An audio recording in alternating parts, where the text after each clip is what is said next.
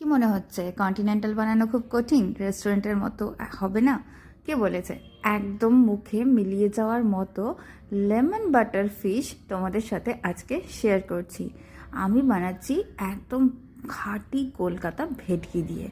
অসম্ভব সুন্দর স্বাদের হয়, সাথে যদি থাকে হার্ব রাইস আর বয়েলড ভেজিটেবল, আর কোনো কিছুর দরকার পড়ে না, আর একদম রেস্টুরেন্টের মতো একটা প্ল্যাটার তৈরি হয়ে গেল না?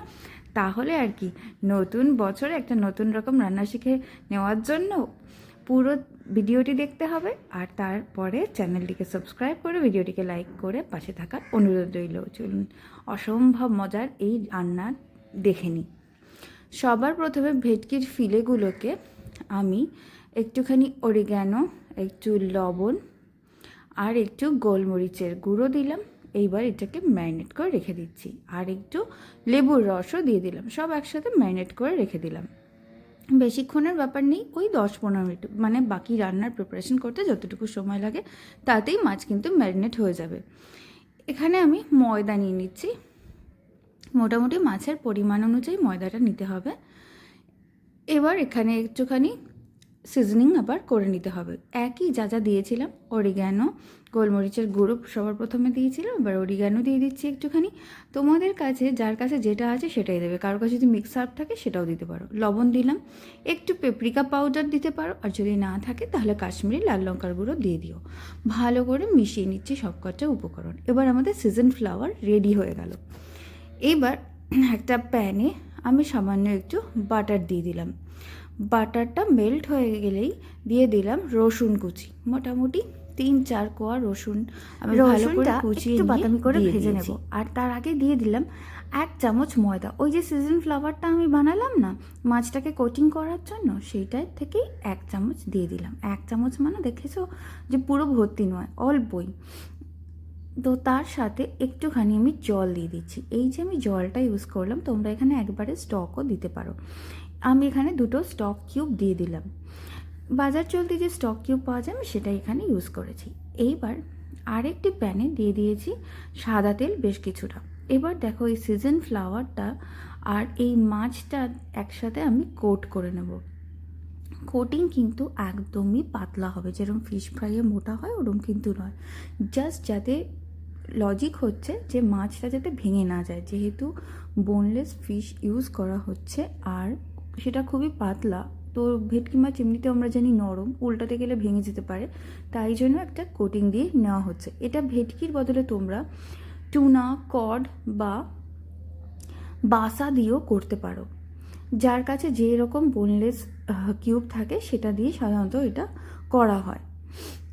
এবার মাছগুলোকে আমি এপিট ওপিট করে ভেজে নেব। ভেটকি মাছ তো ভীষণই তাড়াতাড়ি হয়ে যায়, আমরা সবাই জানি। মোটামুটি 4-5 মিনিটেই কিন্তু মাছ ভাজা হয়ে যাবে। দেখো 2 পিঠই আমি সোনালি করে ভেজে নিয়েছি, খুব বেশি কড়া করব না, এতে মাছ কিন্তু ভেতরে ফ্লেভারটা ঢুকবে না। তাই জন্য আমি 2 ব্যাচে মাছটা এরকমভাবে ভেজে নিলাম। এইবার ওই যে সসটা বানিয়ে রেখেছিলাম, যেটা স্টক কিউব আর বাটার আর রসুন দিয়ে, সেইটা এই মাছের সাথে আমি একটু মিশিয়ে নেব আর একটুখানি রান্না করে নেব, জাস্ট 2 থেকে 3 মিনিট। এখানে আমি বেশ কিছুটা পেঁয়াজ পাতা কুচি করে রেখেছি, সেটা দিয়ে দিলাম। তোমাদের কাছে যদি পার্সলে বা ধনে পাতা যেটাই থাকবে তোমরা দিতে পারো। এইবার আমি এখানে গন্ধরাজ লেবু ইউজ করছি। অবশ্যই আমরা কলকাতায় থাকি, তাই জন্য একটু ফিউশন। আর তোমাদের কাছে যদি না থাকে তোমরা নর্মাল যে কোনো লেবু ইউজ করতে পারো। এর বেশ অনেকটাই রস আমি দিয়ে দিলাম, হাফ লেবুর রস দিয়ে। আর কিন্তু বেশিক্ষণ নয়, এবার কিন্তু সাথে সাথেই আমি এটাকে গ্যাসের ফ্লেমটা বন্ধ করে দেবো। মনে রাখবে লেবুর রস দিয়ে বেশিক্ষণ ফোটালে কিন্তু ঝোলটা মানে বা যে স্যুপ যেটা গ্রেভিটা সেটা কিন্তু একটু তেতো হয়ে যাবে। তাই জন্য আমাদের কিন্তু পুরোপুরি এটা তৈরি হয়ে গেছে। এবার গ্যাসের ফ্লেম অফ করে দিলাম, নামিয়ে নিলাম। বয়েল করে রেখেছিলাম বেশ কিছু ভেজিটেবল, যেখানে রয়েছে ব্রোকলি, আলু, বিনস, গাজর আর মটরশুঁটি। এখানে আমি একটু নুন আর গোলমরিচের গুঁড়ো দিয়ে যে সিজন করে নিলাম, আর বাটারের মধ্যে এটা সতে করে নিলেই ব্যাস আমাদের ফ্রায়েড বয়েলড ভেজিটেবল পুরোপুরি রেডি হয়ে গেল।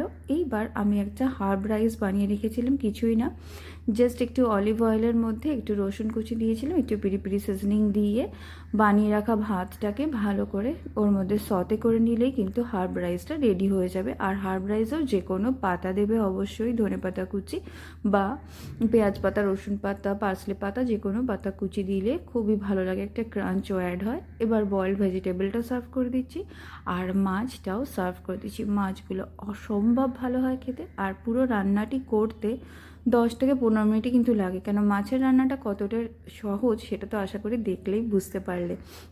তোমাদের যদি ভালো লাগে তাহলে কিন্তু রান্নাটি অবশ্যই লাইক করো, ভিডিওটিকে শেয়ার করো আর চ্যানেলটিকে সাবস্ক্রাইব করে পাশে থেকো। এরকম প্রচুর রকমের রেসিপি অলরেডি রয়েছে, নতুন বছরে আরও নতুন নতুন ধরনের সহজ, যারা ডায়েট করছো তাদের জন্য মাথায় রেখে এই রেসিপিগুলো আমার শেয়ার করা। এখানে যারা ভাত খেতে চাইছো না, ভাতটাকে বাদ দিয়ে বয়েলড ভেজিটেবল আর ফিশ দিয়েও ডিনারটা করে নিতে পারো। আর সেমভাবেই কিন্তু তোমরা চিকেনের বোনলেস চিকেন দিয়েও এই রেসিপিটা বানাতে পারো। চলো, ভালো থেকো, বাই।